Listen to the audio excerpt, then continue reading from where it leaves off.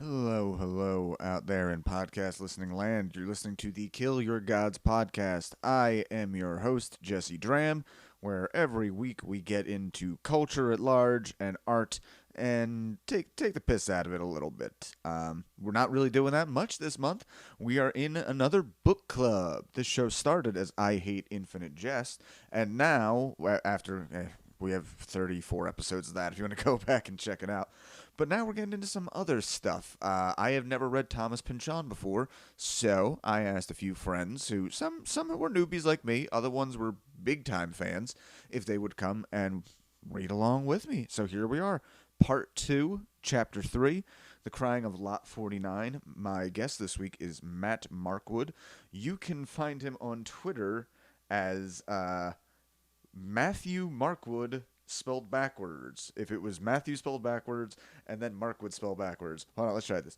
WEHTTAMDOOWKRAM. Matt, you did not make this easy for me, buddy.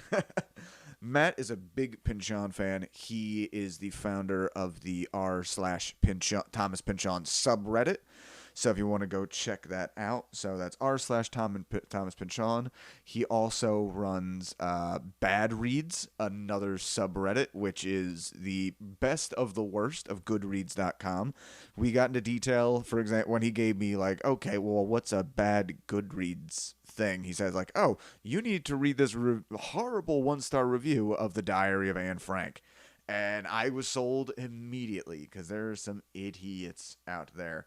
But you know what they say, takes all kinds to fill the highways. Do people still say that? I think the highways are too full. We should take them down a little bit.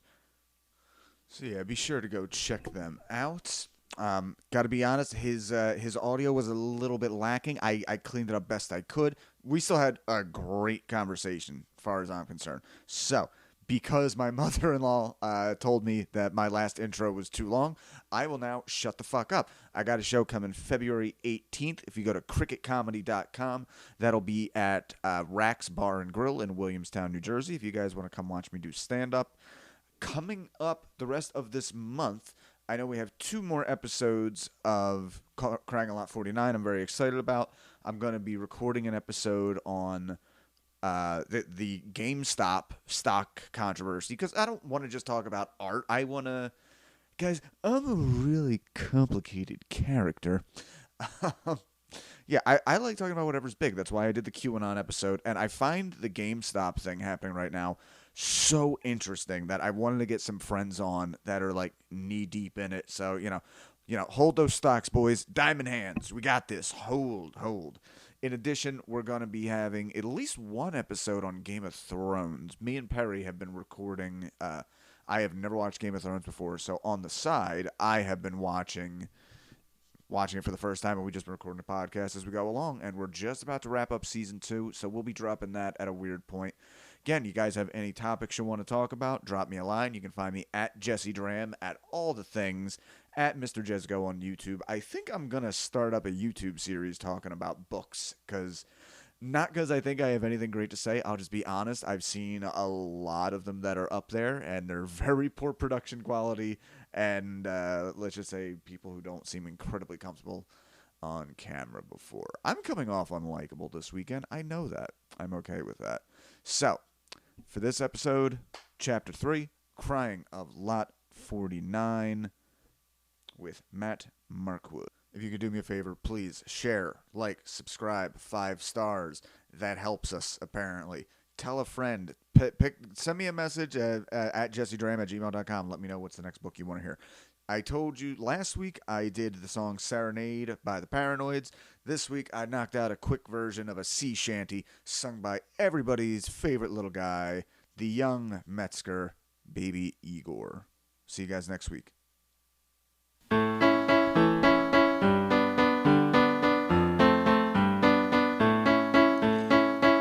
Don't you worry about it, fellas. All you need to get through this is just me dog, and me daddy, and our sub. Gets the ton and the Turk never once do we shirk. My daddy, my doggy, and me. Through the perilous years, like the 3 musketeers, we will stick just as close as can be. My my daddy, my doggy, and me. Soon our sub's periscope will aim for Constantinople as again we set hopeful to see. Once more to the breach for those boys on the beach. Just my daddy, my doggy, and me. Just my daddy, my doggy, and me. Yes, just my daddy, my doggy, and me. Okay, here we are. We're back again. Thomas Pynchon's The Crying of Lot 49, Part 2, Chapter 3. Joining me today from the Thomas Pynchon subreddit, Maddie Markwood. How are you doing today, my friend? Oh, I'm doing all right. How are you? I'm doing good. I'm doing very good. Me and my fiance are planning to see a house to buy tomorrow. Today is the anniversary of her stepdad's death, so we're gonna go up and have martinis with her mom. So yeah, good good day overall. I'm excited to have you on. We've been trying to get you on since the Infinite Jest days. Yeah, I wasn't. I hadn't finished Infinite Jest. I don't think I even started when you asked me, and I had been planning on reading it as my next book, but I just hadn't gotten there yet. And I was like, "Well, can you wait?" And you said something like, "Well, geez, like I'm not going to be recording by the time you get to it," Mm. so I had to put it off. But I actually have read it now. But I did Oh, tell you, I'd love to do this if we did a Thomas Pynchon one. hmm. So wait, you said you have read Infinite Jest Yeah, now? I spent a whole month I spent the whole month of December reading it. I set like myself a really stringent goal. I was like, I don't want to be spending more than a month reading this. So I made like a schedule. I like outlined the book. Like this is in November, and I said I'm gonna read 32 pages a day of main text, not counting whatever footnote pages I have to read. And Hmm. then so I was able to read it from December 1st through December 30th, and it was difficult to try to stay on that schedule. 'Cause I got 3 kids, I got a wife, and I work full time, so it was like just squeezing in pages here and there, like when I was going to take a shit or Hey man, during my daughter's bath time. Matt, some of the greatest words written in the history of mankind I have taken in and absorbed while a turd slid out of my asshole. There's no way around that. That's a great one. I mean, it's literally like where I get most of my reading done. Yeah. That's why hemorrhoids are the thinking man's disease. But so what did you think? Exactly. What did you think overall of Infinite Jest having now read it? Well, it was like my second attempt at it. I think Mm, summer 19. I tried it because I was like, you know what? I've read Gravity's Rainbow. I've read, all of Thomas Pynchon's big novels. I've read some other big ones too, like Ulysses. And I was like, I could do Infinite Jest, no problem. I can read anything. And I went in with that attitude, but I didn't go in with the commitment that you need to read Infinite Jest. So I got mm, 120 pages in, and I was like, I'm not into this. I'm going to read it some other time. And I, after a while, I guess this past year, I decided, hey, it's the pandemic. I need to read Infinite Jest finally. mm. And then I ended up not doing it until December. But yeah, I found it really much better than I was anticipating. I know you have a much more reserved or harsh opinion about it, but it I was honestly to feel like me. I backslide on it more and more every day. It's definitely one that sticks in your mind after you're done reading it. I wouldn't say. I think I've said before when I was tweeting about it as I was reading it. I don't think this is going to be one of my favorite novels of all time, Mm, or David Foster Wallace is going to be one of my favorite authors of all time. But it's one that just sticks with you. You tend to think about it a lot after you're done reading it. Like I'm still thinking about the characters in the book, weeks later, in the settings, and like, well, what was really going on there. I know it's one I'm probably going to revisit someday. hmm. Probably not for at least several years because Yeah. it's a Yeah. big commitment. But I did enjoy it overall. I don't think it holds a candle to a lot of the authors he gets compared to, like Thomas Pynchon or Don DeLillo or William Gaddis.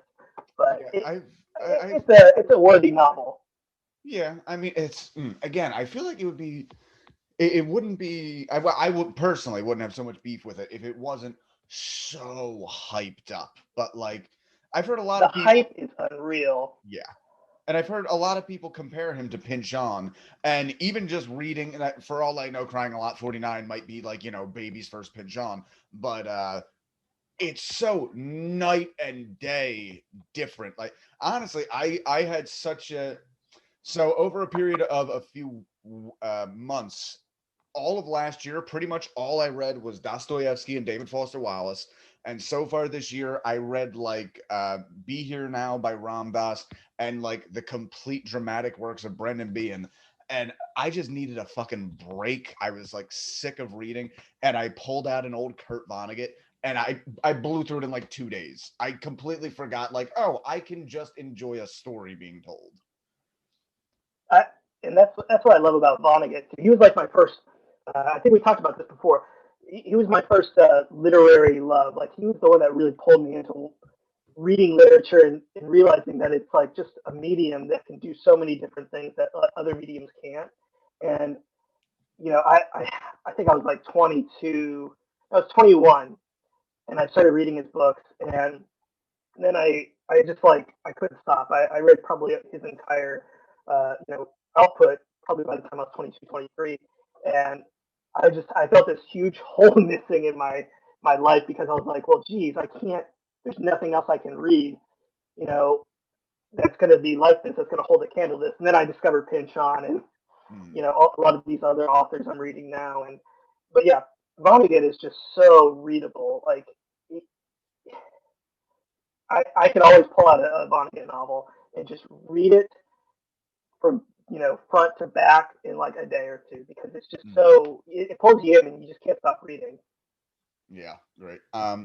So we'll start diving in, but before we do, yeah, just mention, Okay. what did you say? Well, real quick, where can we find you on social media, or if you have anything to promote? Because I'm supposed to do that at the top of the podcast, but I'm not very good at this. So just Oh, pop it in it's fine. wherever. I don't I don't have any like really big personal projects that I'm promoting right now. I do Mm, some writing on the side, but none of that is ready to show to the general public. mm, But I am involved in some online communities, mainly on Reddit. So I wrote a Thomas Pynchon subreddit called mm, R Thomas Pynchon, and over there, it's a fairly small subreddit, very niche, about almost 7,000 subscribers to it, which is huge compared to when I took it over. I took it over and it was like only like I want to say 2,200 people like involved in it, and it's just kind of blown up over the last 2 years since I took over. And what we do over there is I really wanted to just I was an English major in college, but my job has absolutely nothing to do with that. And mm, I felt something kind of, you know, missing from the pleasure I got, being actively involved in literature. So when I got involved with the Reddit, I was like, I'm going to try to make this, you know, a platform that I can use to communicate and just kind of spread the love of reading, of difficult novelists, and just difficult books in general. So we started doing reading groups. So the summer of 19, we did V by Thomas Pynchon, and then winter we did The Crying of Lot 49. We just did the Gravity's Rainbow one this past summer. We're doing Vineland right now. That ends. It started this past November. It ends on 19 March. And like all of this is archived on it too, so people can revisit it if they want to ever get into the difficult novels like that. They can go back into our archives and look at it and be able to follow along because at this point like it's I can't imagine what it was like reading Pynchon back in the 60s or the 70s or the 80s or even the early 90s when there was just no internet. You had to like literally go to the library and look some of this crazy references up. Now it's just never been easier to read Thomas Pynchon and really get what he's saying and understand the huge amount of references that he's dropping in almost every sentence. So we have that. We have the reading groups. We also, when the pandemic started, a lot of people on the subreddit were like talking about how they were losing their jobs, mm. or just people just in general suffering. I'm gonna let my dog in just real quick. That's fine. That dog has amazing rhythm because it literally felt like in the background, two, three, woo! 1, 2, 3, woo! Ugh. She has the most horrifying bark ever. Like it literally pierces my soul every time. Oh god, Um, I'm having that discussion now with my fiance because she wants to get a dog, but it's like we live in the city, so we can't get a dog that's too big. But I will kill a yippy dog. Like I love dogs. A yippy dog, I will just stare at it and hate it for 18 years until it's gone. this is literally the most. I don't know. She's a smallish dog. She's an Australian cattle dog, but she is just the most terrifying force of nature I've ever encountered. She just, I think my wife did that on purpose because she's had this dog since before I was in the picture, Mm. and she would take her on walks, and this dog was like her protector. Like it would, no one wanted to go anywhere near my wife if this dog was near her because that dog would literally look like she would eat you alive. Awesome. Back to what I was saying. So yeah, a lot of people were just in general, suffering and just having a bad time of it, naturally during the pandemic. So I started this other project on the subreddit, and I called it "Pinching in the Time of Corona," in reference to what is it, "Love in the Time of Cholera" by Mm. Gabriel Garcia Marquez. And pretty much what we do is we kind of not crowdsourced a There you video project on where people would read chapters of Gravity's Rainbow. That was the first one we did, and they would send the videos to me, and I would upload it to YouTube on a new account I made for the Thomas Pynchon subreddit. And we literally read all of Gravity's Rainbow over the summer, in little chunks over go. that video series. And then we did Crying of Law 49. Now we're doing and then another thing we do on there is, when we do the reading groups, a lot of people like I reach out to them and say, hey, we're going to be doing this reading group. Are you interested in joining with us? Just people I know that might, be interested in hopping in.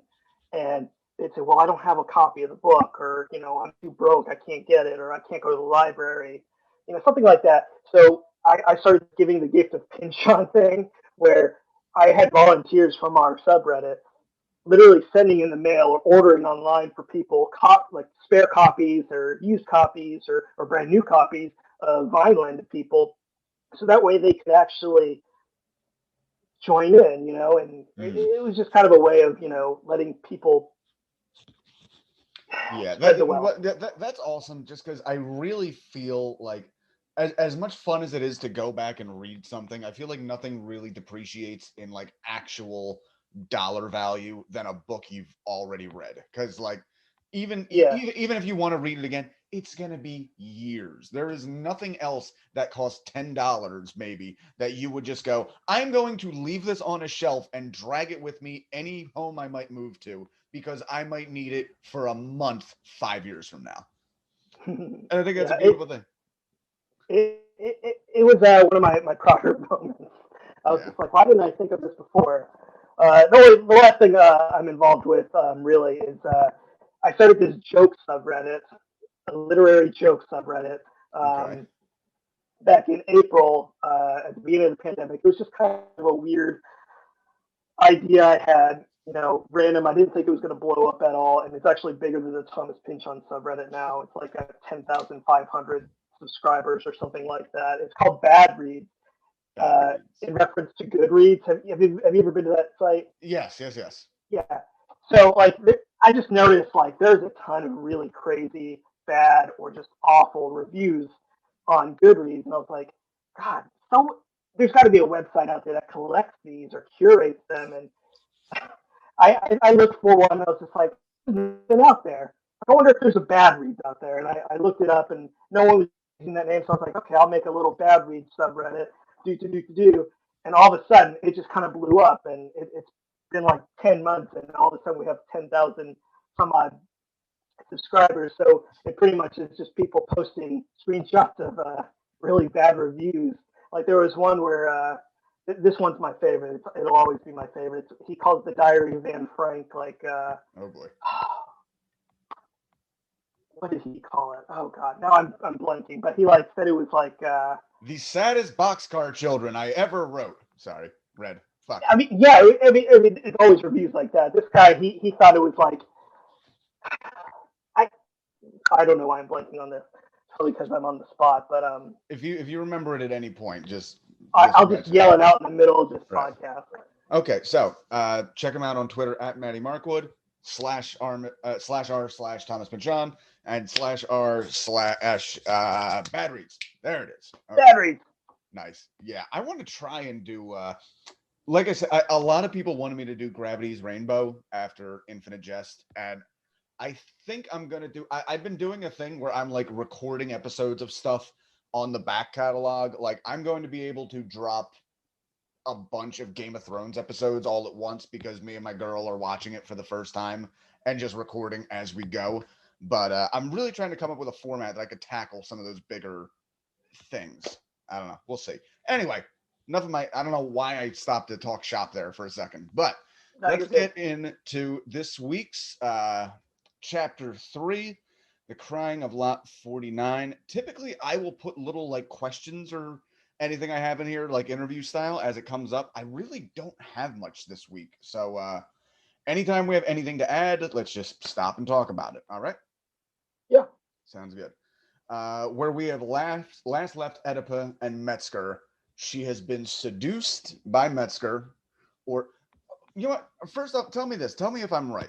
I thought the very end of chapter 2, where pretty much she asked Metzger, "What did Pierce tell you about me?" And he said that you wouldn't be this easy, and she starts crying. So, did Pierce try to get him to seduce her, or I'm confused. And if it's gonna give anything away, fuck it, give it away. The whole novel, I feel, it hints at, but it never specifically says. It just kind of it plants the seed of the idea that Pierce is behind a lot of what is going on in the novel. Like you're constantly questioning, is this a real conspiracy that Oedipa is picking up on, or is it just some fucked up game that Pierce temporarily, set up for her in the event of his death? And you never really get that answer, Okay. which, spoiler alert, you never get that answer, but it's it's always in the back of your mind.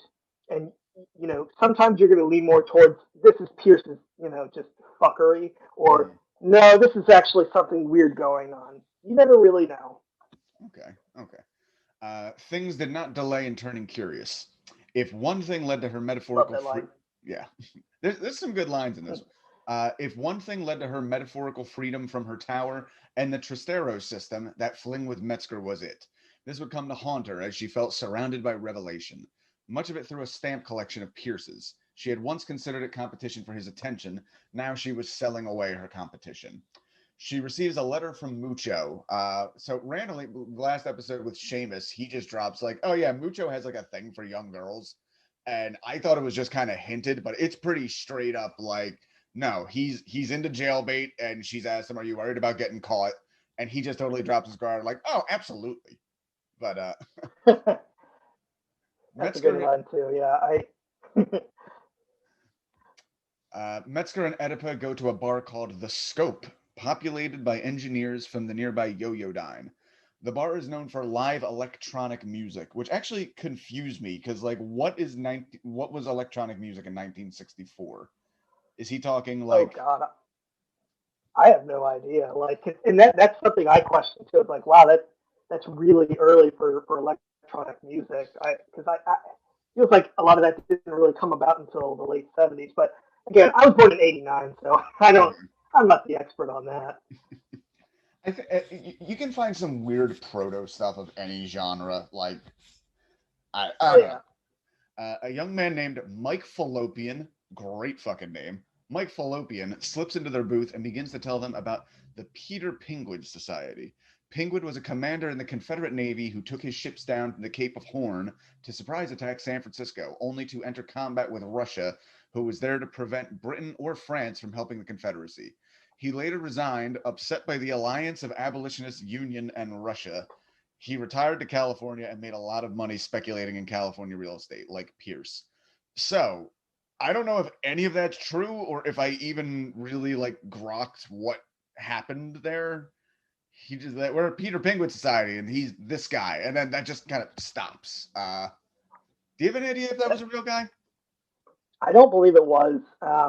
And that's another common thread that you find in Pynchon novels is where you don't know where he's actually interlacing history, like real history, Mm-hmm. with just fictional takes, or fictional in of history. Um, he All right. especially Yeah, does that a lot in his novel. I definitely I just looked it up. It is an invention for this book. So there's that. Okay, yeah, yeah. It it's so common in his book, especially in Against the Day and Mason and Dixon, where he's just like, okay, here's this real historical context and background, but I'm going to drop a little, bit of fantasy in it too. Hmm. I mean, having just read Bluebeard, it's actually a little bit similar because it involves a lot of the actual people of the actual abstract expressionist art movement in New York in the 1960s. And then Vonnegut just invents some like side characters who were also there. Yeah, yeah, I remember that. I need to. I think I told you this the other day, but I need to reread that. It was one of my favorite ones when I first read Hell's Output, but that's one I just never reread. But it's always difficult to tell with Pynchon. Whereas, like, I think in Vonnegut's novels, when he does it, you could tell, like, this character didn't exist, Right. or that character didn't exist, or that seems unlikely. With Pynchon, there's just the lines are so blurred, you can't really tell. Yeah. A fat kid enters the bar and everyone goes nuts. He is the Yo-Yo-Dine postal system mailman. In the bathroom, Oedipus sees graffiti advertising, interested in sophisticated fun? You, hubby, girlfriends? The more the merrier. Get in touch with Kirby through Waste Only, P.O. Box 7391 LA. Next to it, the symbol of a muted horn. She scribbles the hieroglyphic in a notebook. So again, I'm still not far enough in this novel to know exactly what's happening, but I know there's something about like rival postal systems, which I sounds interesting, but I mean, hey, I feel like most forms of communication started out with orgy invitations, so it's on the right path. Slowly getting there. Yeah, Uh, I mean, like, I so I met my don't even fiance. have anything for that. I met my fiance through a rogue orgy. Actually, a rogue orgy communication system. I met her on OkCupid, so it's not that far off. You could That's certainly, where I met my wife. yeah. Yeah, I See, always tell people that I met her on Craigslist Casual Encounters when that existed, and and people just look at me like, really? But no, we met on OK Cupid. I'm gonna say that's false advertising. If you were looking for casual and ended up, hitched. I know. Yeah, I find that funny because I feel like so much of popular culture only focuses on like the Tinder aspect of it, where I always felt like a lot of people I knew were getting together over OkCupid. I mean, I remember I actually did the math, and I think with the exception of like one girl, every single person I had intimate relations with after the age of 23, I met online. Yeah, I feel like it's just kind of it's become a norm of our generation. I'm assuming you're a millennial. Um, Yeah, you said 89. I'm born 86. okay, yeah. So I think it's just kind of become a staple, like because like I think after the age of probably around 20, so probably around the same time you were 23. A lot of the women and people I would meet would be online, and that was just me meeting friends, me meeting, girlfriends, lovers, whatever. Mhm. Um, and it's just kind of become the natural thing. So like, I know like with my sisters are late millennial or late or no early millennial, late Gen X, Mhm. and that's just not something they ever experienced. So they always thought it was weird that I'd be like, oh yeah, I met this girl online and now I'm dating her, and they're like, whoa, Mhm. how do you know you're not dating some dude in the basement? I'm like, well, because I met this person. Well, I Like, don't. That's part of the fun, sis. You find these yeah, things out. Find these it's things out it's on the journey. flipping a coin and then oh, you're an old bearded man. Okay, let's do this. I feel like even if it was an old bearded man, I'd at least sit and talk with him for a little bit. Hey, thank you. This is. Absolutely. I Tell me Anytime I about met the someone, tell me about the depression, please. that I had had a good conversation with, even if I wasn't like super impressed with the way they looked or whatever. If I had been having good conversations with them, that's the person I want to talk to no matter what, you Mm-hmm. know. So it's not like I know one guy, one of my friends. I guess he did one of those Tinder dates, and he walked into the restaurant. He saw this girl across the way, and instead of going to meet her, he just walked straight out of the restaurant. Ooh. Or and then he had another one where he sat Oh, down with her, decided he didn't like her, said he was going to go to the bathroom, and walked out the back of the restaurant, like to the okay. kitchen. I have two quick ones. One, Okay, good. I went on a date with this girl who she was really like a downer. She was like, "Oh yeah, my mom just died." I'm like, "Oh, that sucks." But like, Cool. I'm always game. Like, hey, everyone I love is dead. I'll talk about this shit. At one point during the date, she says, "My new roommate got locked out of the apartment. I have to go let them in. I'll be right back." And we'd already been hanging out for like 2 hours. I'm like, "Oh, you just want to call it a date? Like, that's fine." She says, "No, no, no. I'll be right back." Proceeds to leave. Continues texting me for an hour. Like, I don't know what's happening, and then just stops. Like, I gave her the out right away. Like, "Oh, we can do this another day." She's like, "Nah, let me keep you on the line for another fucking hour." The other That's one, that's insane. I went on a date with a very cute homeless girl who, yeah, I found out that she had one of those like government Obama phones, the low income Obama phones, and you can get Nice. dating apps on that. And our first date, I literally paid for her to get a load of laundry done because I am a romantic. And whew, boy, yeah, that didn't go very far, but it was fun. I got a story out of it. What else could I ask for? Online dating is just like Mm-hmm. it's a plethora of great stories to tell your grandkids. Mm-hmm. Meet I hot I had singles one. today on the Waste System, P.O. Box 7431. I Oh, had one. This is the last one, I promise. that's about She was. I met her at a bookstore. We had been having a good conversation for about a week or two, and I was just like, I don't like to like be talking like that for more than a week or two. So I was like, okay, let's go meet at the bookstore, get some coffee, whatever. And the entire time she was sipping, and I was like, oh my god, what's going on? Is she you know, does she have a cold? Is she like addicted to cocaine? I'm not a drug user, so and I was very young at this point. I was like, what is going on? And I was like, hey, are you not feeling well? Like, are you sick? Like, what's going on? And she's just like, oh, uh, I, I'm, I'm addicted to nose drops or not nose drops, nasal spray. I was oh like, what? my. She's like, yeah, I can't, you know, go very long without having it. I'm like, what? Like, it just blew my mind. It's like, of all things, nasal spray. So I actually I was pretty dependent on cough drops for a number of years. So Really? you know what it was? It was very much an anxiety thing. I went through a period where I Hmm. was having chronic panic attacks. One of those main features of the panic attacks was feeling like I couldn't get air in.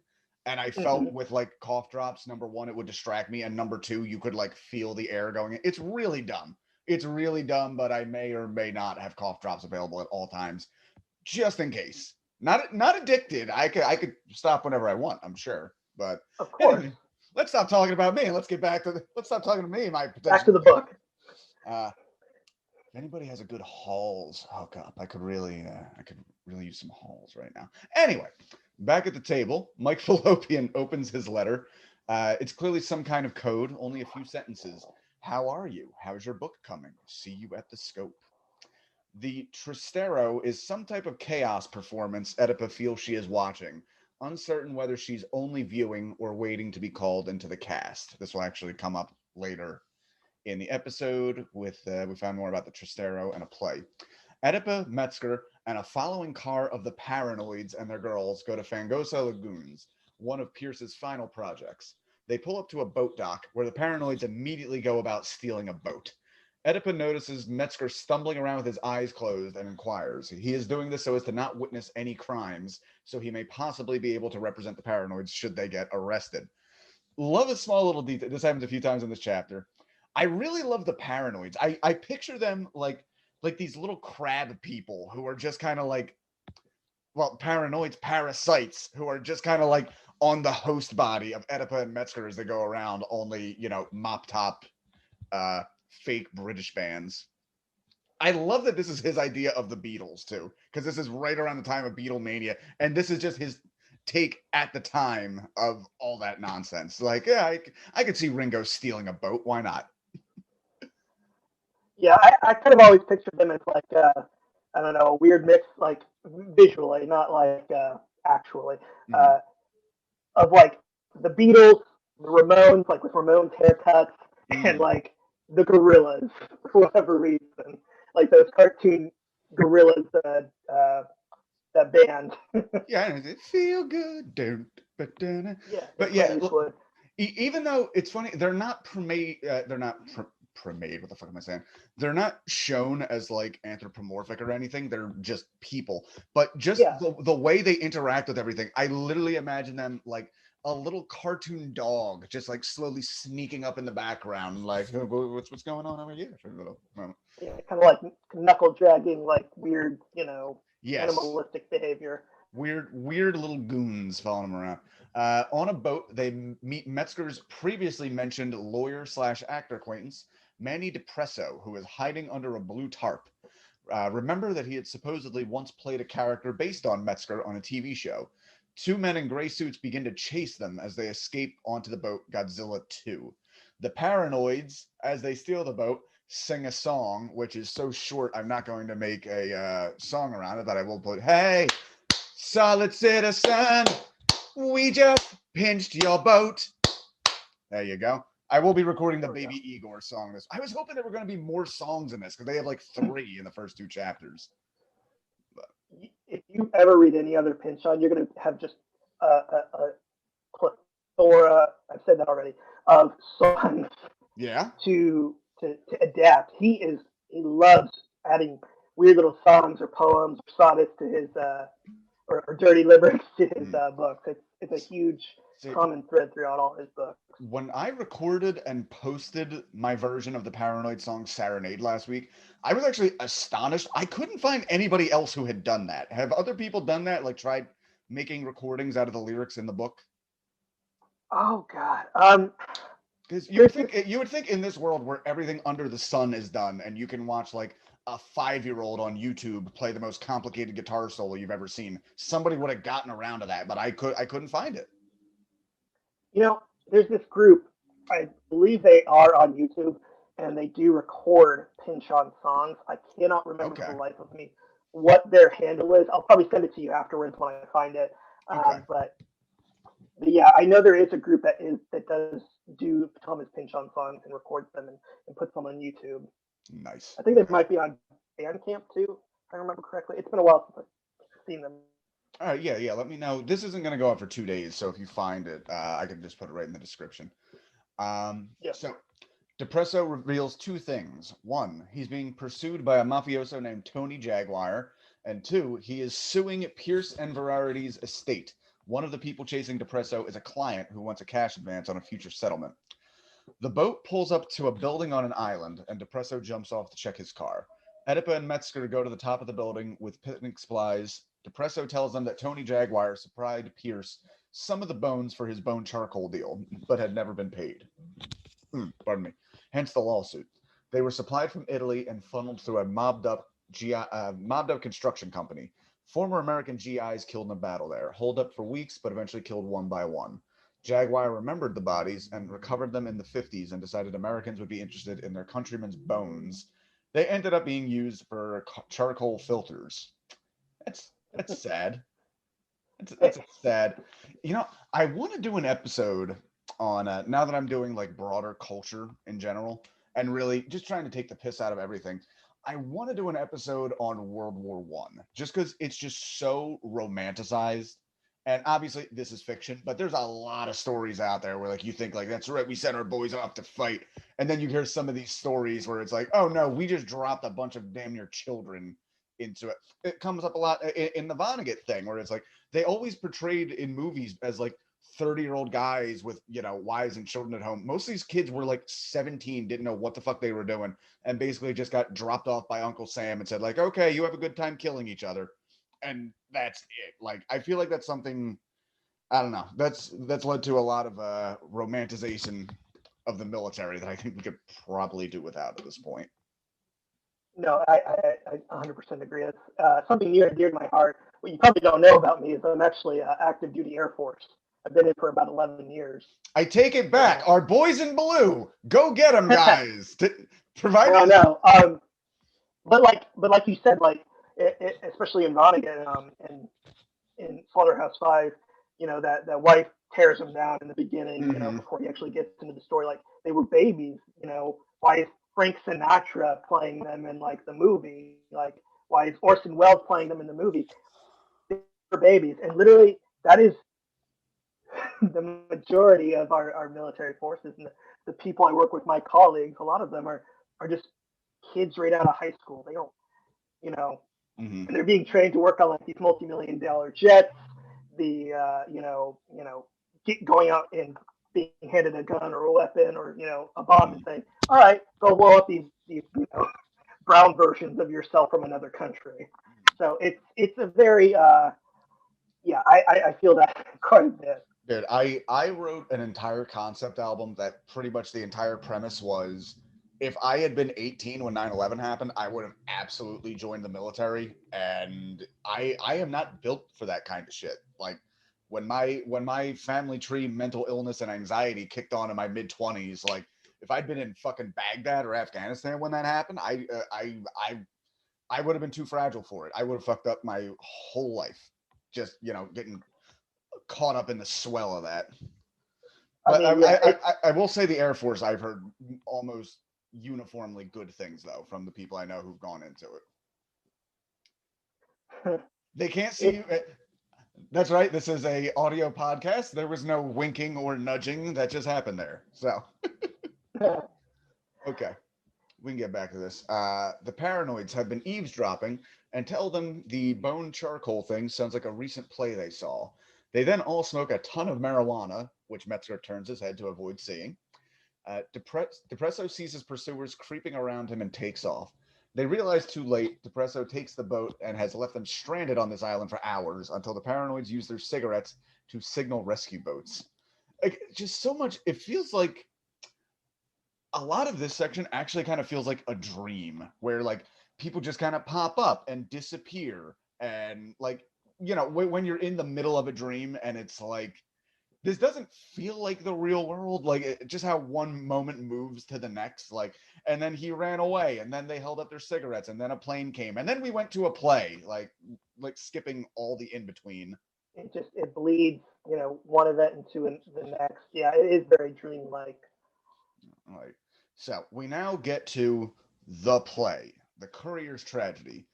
17th century, written by Richard Warfinger, also completely made up for this book, I believe. Yes.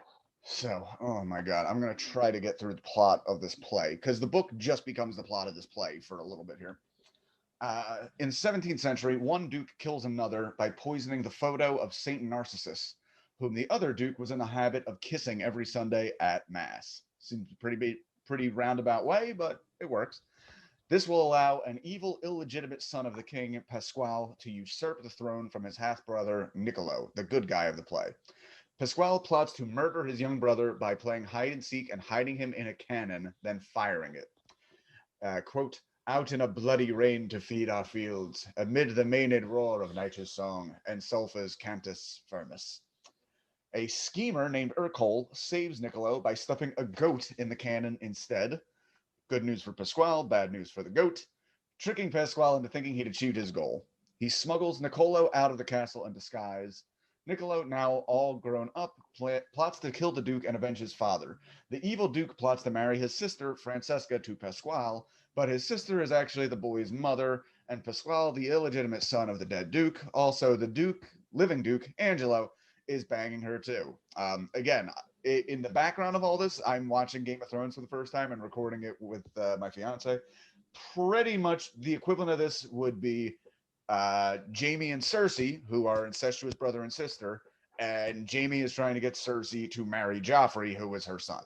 All sorts of wacky incest shit. Gotta love it. Gotta love incest. Gotta love incest. Quote, end quote, Maddie Markwood, Twitter. Go check out the Thomas Pynchon subreddit. Copyright. Sorry, I love throwing people under the bus. It's so much No, fun. I love being thrown under the bus. There you go. That's a you can put that in your waste person, lad. Thrown under buses. Exactly. Discretion hoped for. Okay, too long. Niccolo's friend. I'm going to alternate between Niccolo and Niccolo because I can't keep track.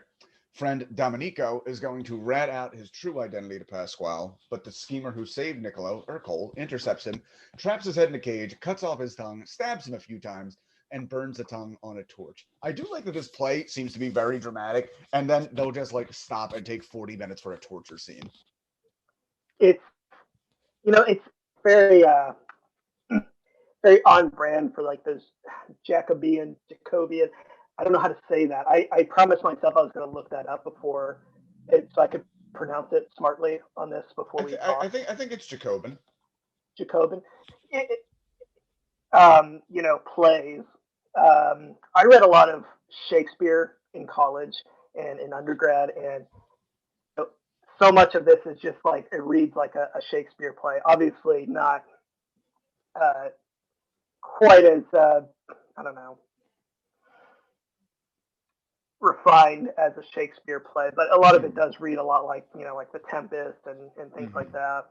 Yeah. In another act, Angelo tortures a cardinal that refuses to accept a bribe to marry Francesca and her son. Urkel witnessed this while spying and sends a courier to spread the word that the king is trying to marry his mother. Oedipa notes that the whole thing is pretty anti-priest, supposedly an attempt to appeal to the 17th century Puritans back in the time of its writing. She notes this was probably a bad idea, as Puritans didn't go to plays, considering them sinful for some reason. Again, love that little detail. The third act, Pasquale is in the middle of an orgy when all the ladies are revealed to be men, and the ape, because what orgy is complete without an ape, is a man in a suit, and they torture the ever-loving shit out of them. Don't let this happen to you. Use OkCupid via Waste, PO Box 7431. Act 4. Duke Angelo is panicked that Niccolo is possibly alive.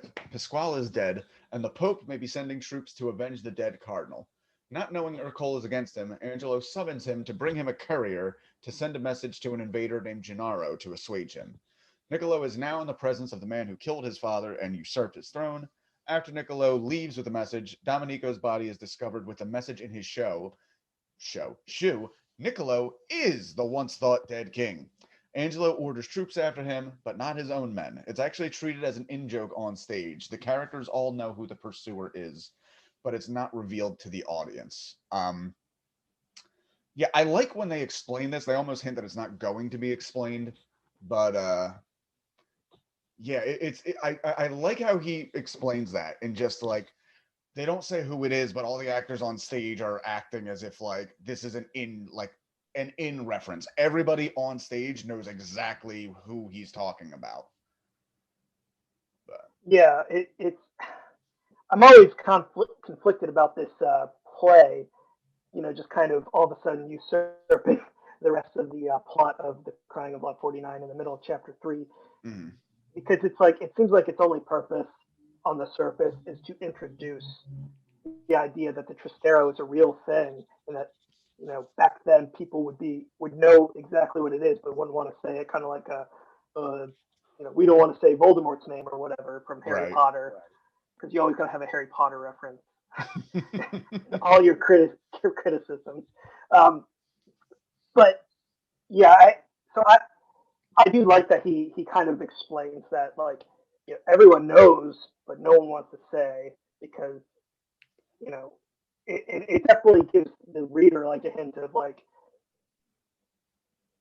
Driblet, the director, of the play, is going to you don't know if he's actually trying to send a message out, like the Trastero are real, Mm-hmm. or if it's just an aspect of the play, which he insists it is an aspect of the play. But it's Mm-hmm. it's always difficult. Everything's very ambiguous in Penchon. Mm-hmm. Okay. Ercole is charged with killing Domenico and is promptly mass stabbed to death. Gennaro As one hears, is. Yeah. Gennaro hears Niccolo is coming and is excited, praying to Saint Narcissus to protect him. Niccolo pauses to rest and read the letter. He realizes only now that Pasquale is dead, and when he finds Gennaro, he'll be returned to his rightful throne. But then he is surrounded by three dark, shadowy figures, terrifying him as the lights go out. Angelo, unable to mount an army, mounts an orgy instead. Because, again, what else? Why not? That's how you go. Exactly, that's how you do it. Yeah. A rider approaches Gennaro and says Niccolo has been found dead and mutilated. He hands him the bloody scroll, but it's not the letter Niccolo read aloud, but rather a full confession from Duke Angelo. Makes mention of an atrocity he caused, and all the bones were turned to ink, which he has used to write all his correspondence since. They pray in a group and reveal the name of the pursuers Tristero. The name hangs in the air. Tristero. A word that will cling to Oedipa. So this makes a very big impact upon Oedipa. Um, Again, this is the trick with this podcast sometimes, is like when you get into big things like this, I don't want to just like be like, this happened, this happened, this happened, but there's really not else to comment on. There's just some wacky shit happening. A Uh, lot of exposition, in this beginning part of the novel where it's kind of setting up the mystery. mhm. And then in the latter half of the novel, it's just her trying to piece it together and create a narrative in her head of what all these disparate clues and paranoid thoughts she has together into a narrative. And but these first three chapters are really a lot of just getting you there. Act 5 is I like how it says it's anticlimactic, and then immediately says like, yeah, anticlimactic. Just a complete massacre of Gennaro's forces. In fact, at the play's end, the only non-corpse is Gennaro. Metzger comments the play is like a Roadrunner cartoon played in reverse. The play director and actor. Oh yeah, the director of the play and the actor playing Gennaro is Randolph Driblet. Oedipus insists they go backstage to talk with him. This leads to another dreamlike kind of thing where Metzger just suddenly starts loudly mocking her as a dumb lib. He's like, she's gonna go backstage and fix all the problems of the centuries. It's like, dude, are you all right? I don't know. She actually protests that she's a young Republican, which good, good for her. She says it has nothing to do with the estate and the bones. She needs to see if there's some connection. Tells Metzger to trust her. He opts to wait in the car. Backstage, Driblet immediately tells her don't ask for any deep meaning or analysis. The play is dumb entertainment and nothing else. While looking for the script, he flashes her the same look all the actors on stage gave when the word Tristero was spoken. She asks about the reference. Was the reaction of the original text or his directorial decision? He said it was his decision. Also, the original play never showed the trifecta on stage. She asks what was the significance of Tristero. He gives a non answer. If I were to fade away, what you saw tonight would vanish too. Says that stamp collectors told him the part about the rival couriers existed, Thurn and Taxis. She realizes she'd gone backstage to ask about Bones, but instead became fascinated with Tristero. She walks out into the parking lot in a daze and drives a Metzger for 2 miles before noticing the voice on the radio was her husband, Mucho. And that's what we got for this episode. Setting a lot of stuff up, I'm assuming. Yeah, yeah. I mean, it's I you can you learn only. about the Tristero, Mhm. the historical Tristero, quote unquote, and the historical rivalry between Turn and Taxis, and the Tristero as rival courier services, and you I don't think you necessarily encounter Driblet again. I don't want to drop any spoilers for anyone who hasn't read ahead, but it sets up a scene with Driblet later, where he is insisting, no, the Tristero is not real. It's all a fabrication of this play. There's no significance to any of my stage directions or the people appearing on stage. It's just stupid entertainment. He says that, but then when you find out something happens with him later, you're like, Mhm. was it really? Was he onto something? Was he trying to convey a message, or is she just being paranoid? And that's the question you're asking yourself throughout the entire book: is this all an Oedipus' head? Is she being paranoid? Is she making it up? Is it just some stupid game that Pearson Verity set up in the event of his death to get Mm. back at her for some whatever reason, or just it's just a fucked up dude, or it's really happening? Is there really this underground system, postal system, where people go postal and kill you, or if you try to reveal them, you just don't know, and you're constantly questioning that, and that's just a again another common thread through Pinchon where you it's ambiguous. You want to say it's actually happening, Mm. what the characters are paranoid about, but you can't quite put your finger on it. You can't definitively say, yeah, this is happening.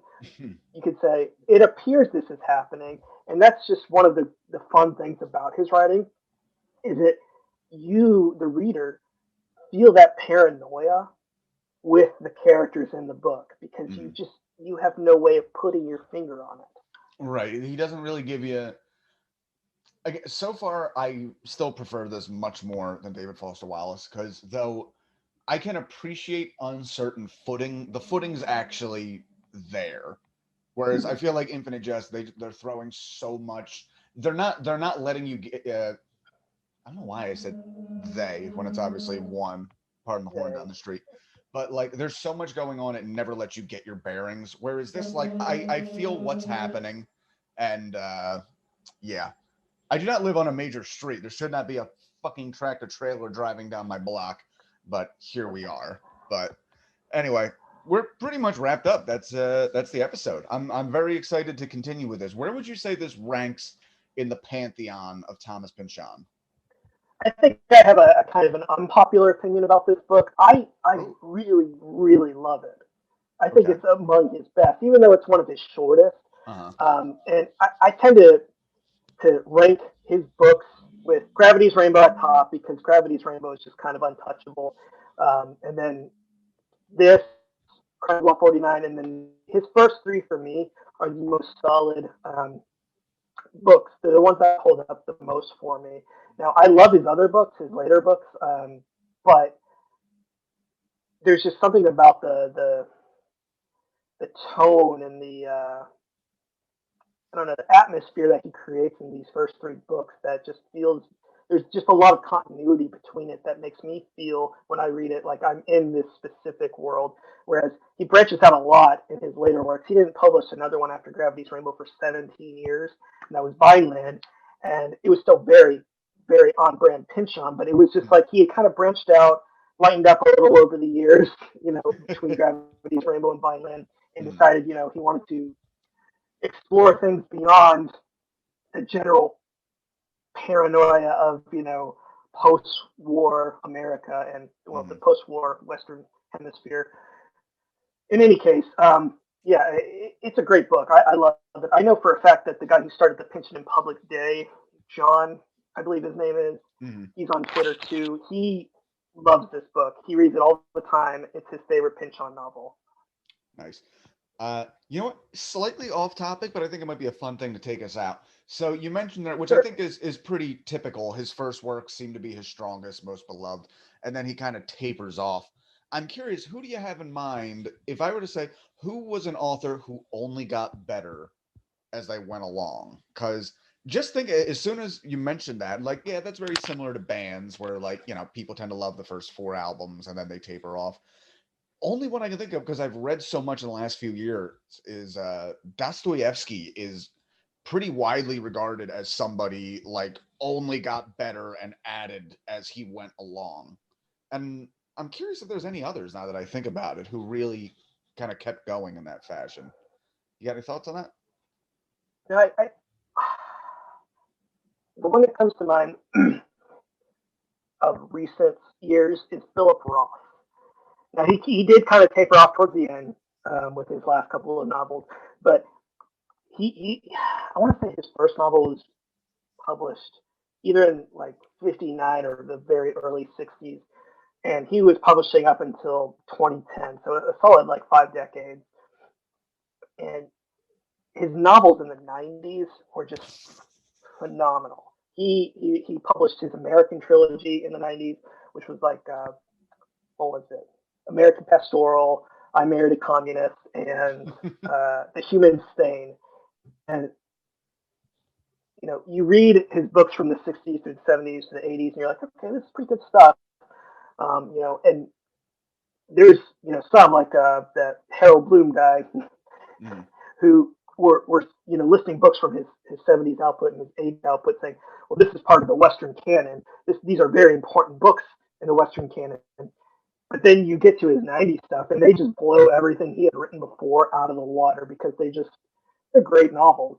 And towards the end of his life, in the mid aughts and 2010, he wrote some other good novels, but like they were nothing compared to those 90s novels where he had just been kind of building to that level of skill for some time. And then finally in the 90s, he just hit his stride and he wrote three of the greatest novels he's ever written. And even the books that weren't a part of that American trilogy, super great too, which was like Sabbath Theater, Operation Shylock, and a couple others. But he was a terrific writer. He was like a machine. He wrote like 27 novels, three other books. And it was just like he would just constantly churn them out, and they were all quality books. Nice. Yeah, I love that. I love artists that can have a consistent a consistent quality, but like the artist that gets better as they go along is such a rare delicacy in the world, and I just love whenever I see it. I think that's why I made Absolutely. comment during Infinite Jest. I made comment to Tom Waits a lot, who was a guy who had like an already unique career. The first 10 years of his career was like this piano balladeer, and then just went like, I'm gonna make junkyard music out of nowhere. So already like 10 years into his career, critics are like, he's kind of tapering off. Maybe he's not that good. And then he just completely reinvents himself for another 20 years. I just love that. Anyway, Matt, thank you so much for doing this, man. It's No been problem. I loved it. Yeah, it's been a long time coming. So again, we can find you at Maddie Markwood, and we can find you on Reddit at Thomas Pinchon and Bad Reads. Right? Yep, that's me. Did you ever remember the good reads thing you were trying to remember? The terrible Oh example. God, the Anne Frank thing. Absolute debauchery. That's what he called it. Oh God. Anne Frank, the diary of Anne Frank, a 13-year-old girl in the Holocaust hiding in an attic. Absolute debauchery. Yeah, that's that weird controversy where out of nowhere people were like, she talks about her vagina in that quite a lot, which I feel like if you give a diary to any 13-year-old, I don't care what's going on in their life, they're going to start talking about what's happened in their underpants at some point. Honestly, any kid. I have a 7-year-old son, and he never stops talking about his ding dong. So it's just a kid thing, I think. Oh God, I heard this on a different podcast, but and I promise this will be the last thing we talk about. Where a guy was just talking about he had gone to a family barbecue, and his nephew was there with his uncle, and he's like in that age where he's trying to figure everything out. And I don't know where you are, but for whatever reason, in the Northeast, in the Philly area, one of the euphemisms for a ding dong, a penis, is your bird. Like I grew up with that. Like, yeah, your bird. It's a weird one. I don't know, but apparently his nephew had come up to him with his dad there at the same barbecue, and he's like, "Hey, Dad, does Uncle Matt have a bird?" He's like, "Yeah, Uncle Matt's a boy. Uncle Matt has a bird." And the kid's reaction was just like, nice, all right, cool." Just like, "Yeah, fuck yeah, good job." Just so I'm like, "Yeah, bro, knuckles, bump it." All right, we can end it on that. Talk about your birds, good reads, Thomas Pachon, bad reads. Matt, and I'm going to end this the way I end every episode. I'm going to stop recording, but you and I can keep talking for a minute. Thanks for coming on. Yeah, thank you.